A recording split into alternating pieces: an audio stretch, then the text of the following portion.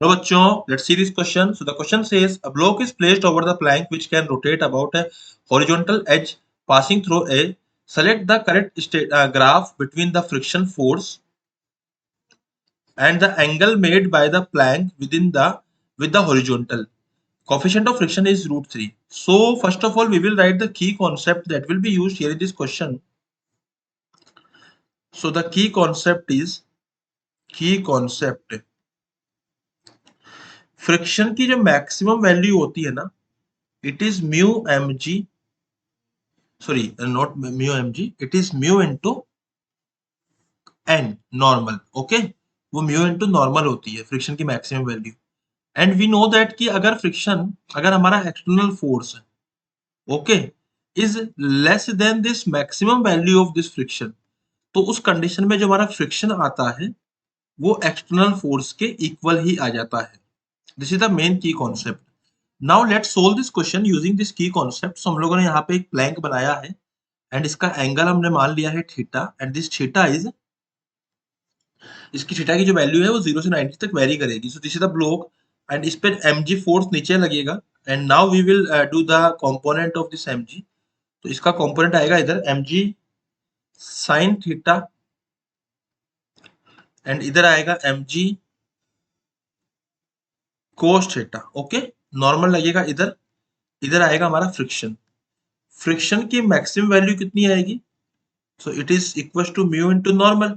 So what is the normal? Normal की वैल्यू आ रही है यहाँ पे हमारी किसके बराबर? mg cos थीटा के. So I will write mu into mg cos theta. This is my what? Friction maximum. अब होगा क्या कि जब हमारा, हम ये कह देंगे यहाँ पे कि हमारा फ्रिक्शन मतलब जो एक्सटर्नल फोर्स है, इसकी वैल्यू फ्रिक्शन मैक्सिमम की इक्वल करके देखते हैं कितने एंगल पे हो रही है. तो अगर मैं external force which is equal to mg sin theta, क्योंकि mg sin थीटा ही इसको पुल करेगा नीचे की तरफ, this will be equal to mu mg cos theta. तो यहां से मेरा mg से mg कैंसिल आउट हो जाएगा and sin by cos which is tan theta, this will be equal to mu which is root 3. तो यहां से जो tan थीटा की वैल्यू आएगी इट इज पाई बाय 3. मतलब पाई बाय 3 तक अगर हम ये कह देंगे कि if theta is less than pi by 3, तो उस कंडीशन में जो हमारा mg sin थीटा होगा ना, this mg sin theta is less then friction maximum. तो फ्रिक्शन का जो काम होगा it is self adjusting force. वो सिर्फ और सिर्फ mg की वो सिर्फ और सिर्फ इसको बैलेंस करने के लिए आएगा mg sin थीटा को.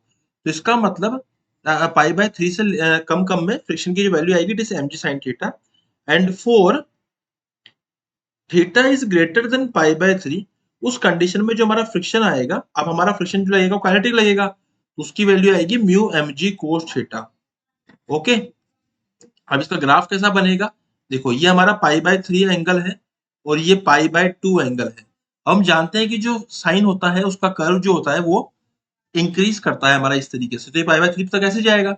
उसके बाद अब साइन की वैल्यू पाई बाय 3 पे कितनी हो जाती है? साइन की वैल्यू पाई बाय 3 पे हो जाती है हमारी रूट 3 बाय 2. लेकिन सडनली कोस की जो वैल्यू होती है पाई बाय 3 पे वो हो जाएगी हमारी कितनी?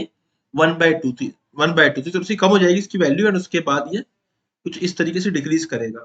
तो graph is matching which is the matching to option number 4. Option number 4 is my final answer. I hope you understood it well. Best of luck.